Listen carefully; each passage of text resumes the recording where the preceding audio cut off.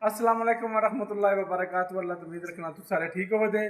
लो जी अज दोस्तों तुहानू दिखाने डिंगे शहर विच मशहूर जी ईदगाह मस्जिद है इमाम खूबसूरत इमारत है सामने नज़र आ रही होगी तुहानू ईदगाह की तुहानू सैर करवा दे। डिंगे शहर ईदगाह बड़ी वड्डी मस्जिद है दरसगाह है। इस वक्त तुहानू उहदा दरवाज़ा एंट्री का वो तुहानू दिखा रहे हैं जी। इन्हें बानी ने जड़े उन्होंने नाम लिखा गया है मस्जिद अज़ा के बानी मुंतज़मीन आला शेख सनाउल्ला। लो जी दोस्तों जैसा कि तुहानू पहला दसिया कि असी अज ईदगाह के बारे तुहानू दसांगे मुकम्मल जिहड़ा विलाग जिहड़ा वो दिखावां दे। इस वक्त सानू इजाज़त मिल गई है असी मस्जिद की तरफ जा रहे हैं।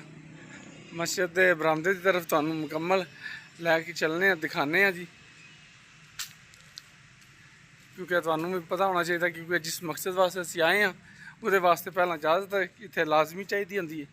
इजाज़त तो बगैर अंदर आना मना है। सारी चीज़ का आगाज़ किया गया है माशाल्लाह बहुत अच्छा काम हो रहा है। बड़े अच्छे बाद दोबारा की तमीर शुरू हुई है। बहुत अच्छी कारीगरी हो रही है। तुहानू मुकम्मल वीडियो दिखाने मुकम्मल का नज़ारा भी करवाने जी सारा A to Z जो जिस तरह की कारीगरी हुई है तुहानू मुकम्मल दिखाने।